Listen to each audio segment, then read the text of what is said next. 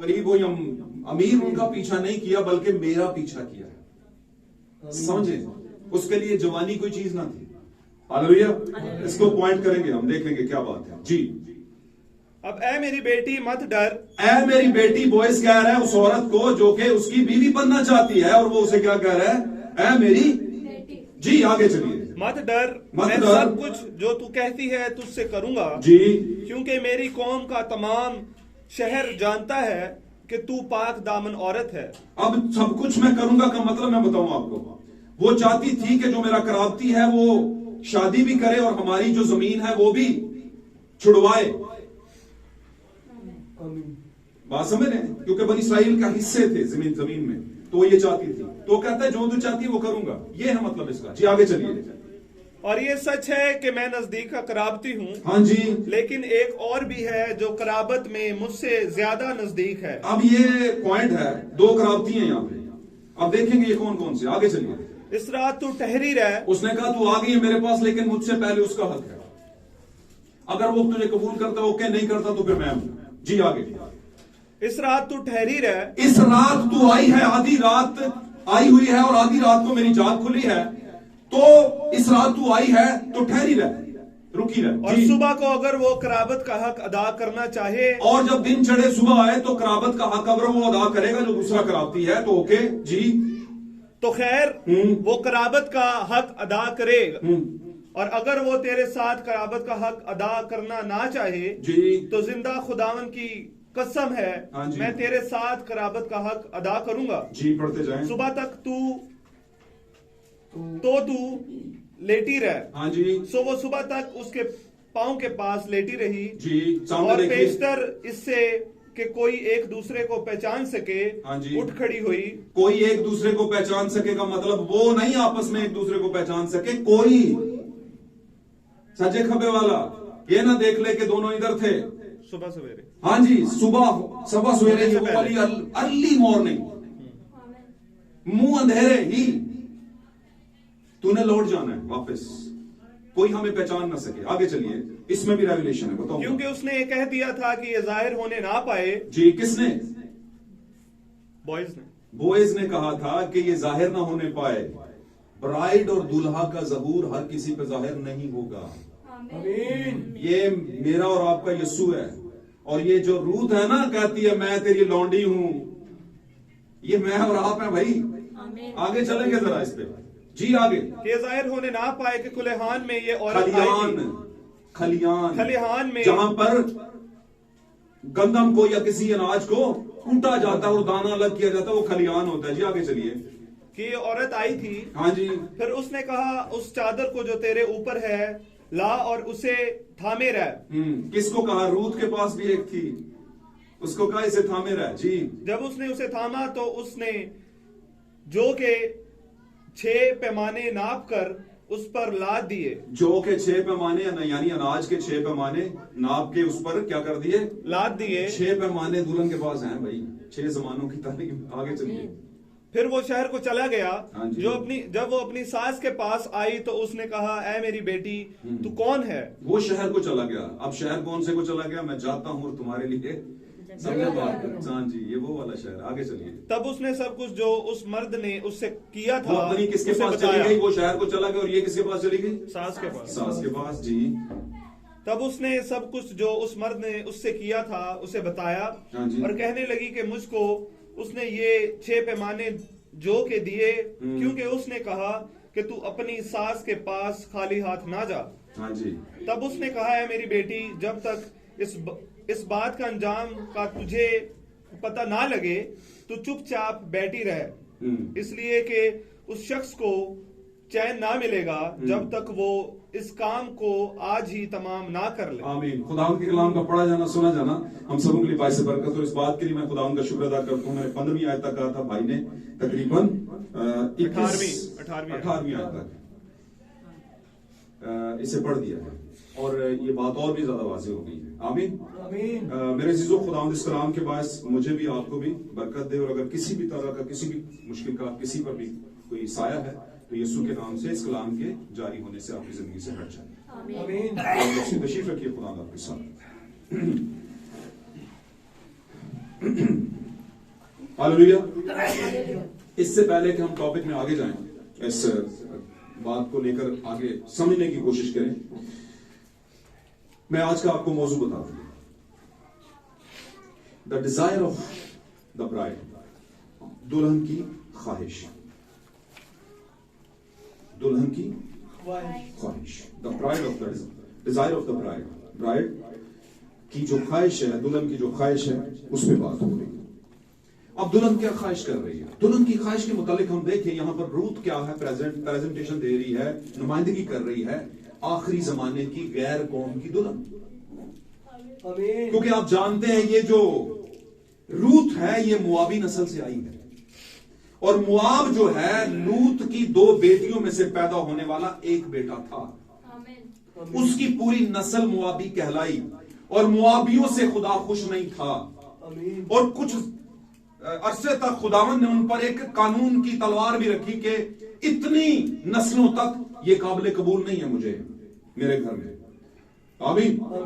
लेकिन इधर से खुदावन का प्लान भी था कि जिसको कोई नहीं पसंद करेगा वहीं से मैं अपना बीज पैदा करूंगा, वहीं से मैं अपने लोगों को निकालूंगा, वहीं से मैं अपना जो मखसूस बीज है उसको निकालूंगा। आप पता ना, आप भी खुदा का बीज हैं, आप बच्चियां भी खुदा का बीज हैं, बच्चे भी, भाई भी खुदा का बीज हैं। आमीन। तो जिस तरह एक जमाने में अब्राहम को आवाज दी और वहां से उसे ले आया, आमीन, वो अपने बीज को ले आता है, निकाल लाता है।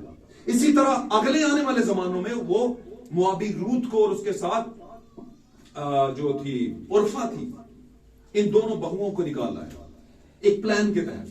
आमीन। उसने ऐसे हालात पैदा कर दिए कि बनी इस्राइल में, बैतलहम में या बनी इस्राइल के अंदर क्या पड़ जाए, काल पड़ जाए, और लोग मजबूर हो जाएं, और वहां से क्या हो, जो नौमी है और उसका हस्बैंड जो है वो यहां से माइग्रेट करके मुआब के मुल्क में चले जाएं, और मुआब के मुल्क की जो जनरेशन है वो सारी मुआबी है, और मुआबी लोग बड़े गंदे लोग थे, कैरेक्टरलेस लोग थे। आमीन। कैरेक्टरलेस कहते हैं बुरे किरदार वाले। और इसका वाकया एक आपको बताऊं, जब बनी इस्राइल जब मिस्र से निकलकर आ रहा था तो रास्ते में एक मुल्क पड़ा उनको जिसको नाम था मुल्क मुआब। आमीन। ध्यान देते जाएं, समझते जाएं बातों को, और ये गल कदी ना समझो कि ऐसी पढ़ा साढ़े काम नहीं। मैं इतनी बार आपको स्टोरी समझा रहा हूं, ये बाइबल से है, स्टोरी कह दिया, वाकया बयान करने की कोशिश कर रहा हूं, तो आपको समझ आना चाहिए कि बहुत बड़ा वाकया जो मिस्र में से जब निकले ये मूसा की निगहबानी के अंदर, मूसा निकाल ले आया, तो आगे मुल्कों को फतह कर रहे थे। हम वहीं पे जाएंगे, मैं थोड़ा सा आपको जड़ बता रहा हूं कहां से क्या कुछ है यहां। आमीन। तो आगे एक मुल्क आ गया जिसको इन्होंने फतह करना था, और मूसा भी जानता था और बनी इस्राइल भी जानता था कि ये जो मुल्क मुआब है, मुआब का नाम जो है ये लूत की बेटियों में से जो एक बच्चा था उसके नाम पे ये शहर बसा है, तो इसमें तो सारे मुआबी नस्ल के लोग रहते हैं। तो इन्होंने पैगाम भेजा कि भाई हमें जाने दो बीच में से, हम सारे तो भाई हैं। कैसे भाई हैं? क्योंकि लूत इब्राहिम का भतीजा था, खून था। आमीन। और खून होते हुए इब्राहिम ने उस जमाने में उसे अपना भाई भी कहा था। आमीन। मेरी बात समझ? जब लूत के चरवाहों में और इब्राहिम के चरवाहों में लड़ाई हो गई थी, गल समझ आती? तो उसने कहा तू अपना रख ले, मैं अपना रख लूंगा, जो तुझे जमीन पसंद है। तो ये बात बड़ी आगे निकल जाएगी। मैं थोड़ा सा आपको प्रीव्यू बता रहा हूं, पिछला वाकया बता रहा हूं थोड़ा सा। तो अलहदगी होगी वहां पे, उसने कहा मेरा भाई है, तू है, नो प्रॉब्लम। तो वहां से उसने उसे अपना भाई कहा। आमीन। लेकिन बाइबल ने वाज़ेह भी किया कि वो उसका वैसे भतीजा था और वो उसके साथ आ गया था। आमीन। लेकिन एक बात की जड़ पक्की रख लीजिएगा, बुलाया किसको था? खुदा ने कसदियों के ऊर से बुलाया किसको था? किसको? मूसा।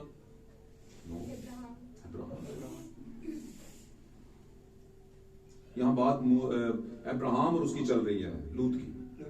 हम चलेंगे वहीं पे मुआब पे, लेकिन मैं आपको थोड़ी जड़ बता दूं, और ये आज के रेवलेशन को समझ लिया। खुदा ने तो अब्राहम को कसदियों के ओर से आवाज दी थी, ये साथ में लूत किधर आ गया?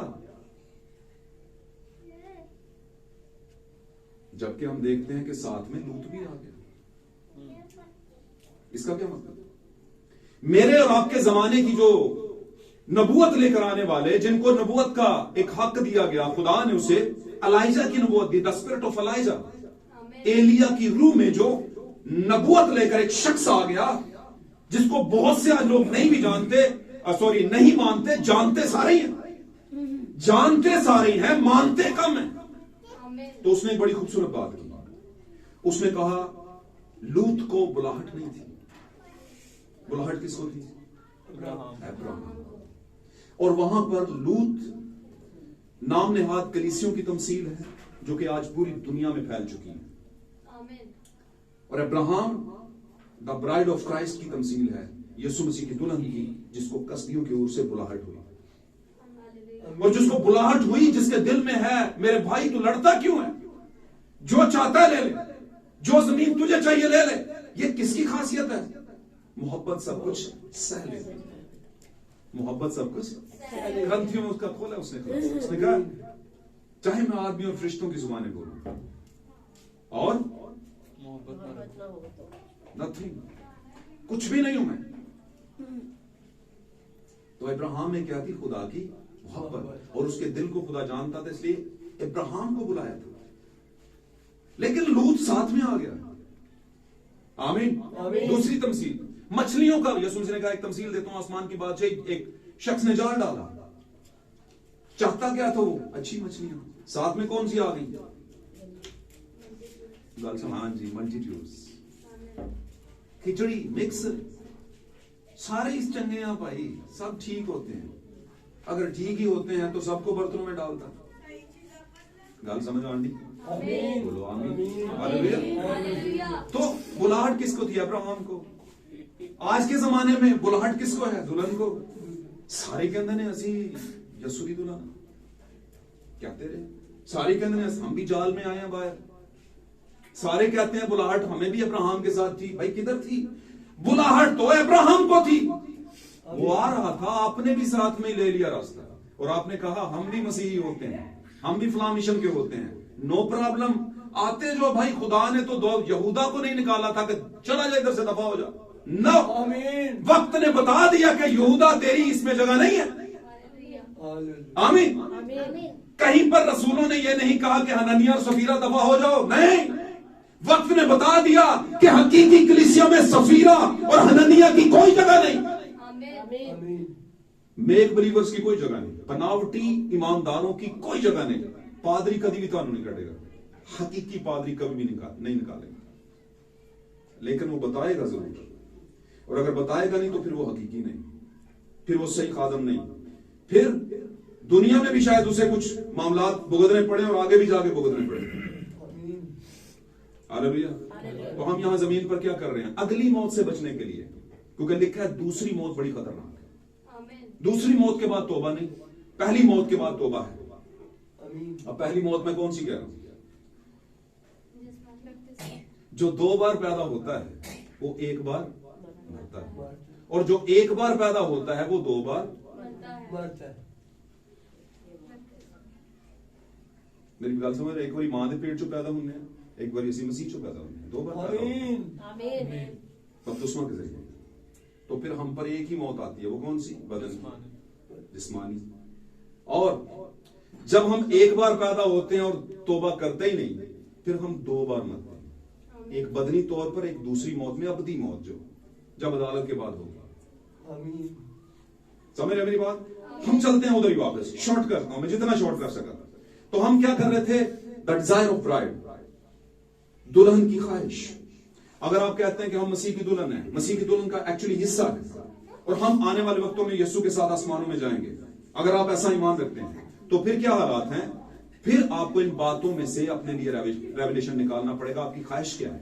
और यहां पर रूत की क्या ख्वाहिश थी? और रूत को थोड़े वक्त के लिए आप समझ लें आप हैं, और बोइस समझ लें हमारा यीशु है, और खलियान समझ लें वो जगह जहां पर से बीज मिलता है, जहां पर भूसा बीज से अलग किया जाता है। आमीन। जहां पर कूट फांट का काम शुरू होता है, जहां पर फूंकने और छाटने का काम होता है। हालेलुया। और मेरे और आपके बॉयज के हाथ में भी एक छाछ है, लिखा है उसका छाछ उसके हाथ में है।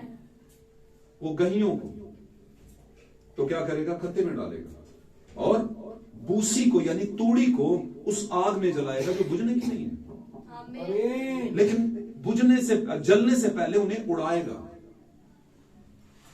जब आपको पता है छाछ हिलाया जाता है हवा के अंदर तो फिर कुछ उड़ता भी है बीच में से। वो है मेक बिलीवर्स जो चिपके होते हैं हकीकी बिलीवर्स के साथ। बात समझ? तो बुलाहट किसको थी? अब्राहम को। अब्राहम आया, साथ में लूत भी आया। लूत बुलाया हुआ नहीं था। भाई ब्रानम कहते हैं लूत हमारे जमाने की सो कॉल्ड कलीसियाएं हैं, जितनी भी तंजीमी कलीसियाएं, उनको बुलाहट नहीं है, लेकिन वो समझते हैं कि हम भी बुलाए हुए हैं। हम अगर बेहतरीन प्रॉस्पेयर हैं, जैसे यर्दन की सारी तराई लूत ने ले ली और वहां पर उसे पता भी नहीं था कि आने वाले दिनों में क्या हो जाएगा, वही इलाका सदूम बन जाएगा, वही इलाका गंदगी का ढेर बन जाएगा, जहां पर रहना उसके लिए मुसीबत बन जाएगा। आमीन आमीन। उससे शायद ये लगे कि अब्राहम तो सह लेता है, बेशक ये मोहब्बत से भरा है। और मैं आपको एक बात बताऊं, मोहब्बत से भरे हुए लोगों को चीट लोग बड़ा करते हैं, धोखा बड़ा देते हैं, कहते हैं सही वो भाई ठीक है, वो भैन ठीक है, वो कुछ नहीं होता, खैर है सह लेगी। बात समझ रहे? और मुझे यकीन है अगर अब्राहम कहता कि मुझे ये सारी यर्दन की तराई चाहिए, सराबी जमीन चाहिए, यर्दन दरियाई जमीन चाहिए, तो लड़ पड़ता है कि जो सकता, जबकि उसने खुद चांस दिया, तू जो लेना चाहता रख ले। लेकिन खुदावंद को पता था कि लगता यह है कि लूत को अच्छा मिला, हालांकि सबसे अच्छा किसे मिला था? अब्राहम को। अब्राहम के लिए ममरे का इलाका जो था, ममरे का इलाका बड़ा ही जबरदस्त और शानदार था, क्योंकि खुदा की जो आमद थी वहां पर अपने फरिश्तों के जरिए से दो शख्सों के साथ वो आया बदनी हालत में। वो कहां पर थी? ममरे में, ना के लूत के पास। खुदा कहां उतरा था?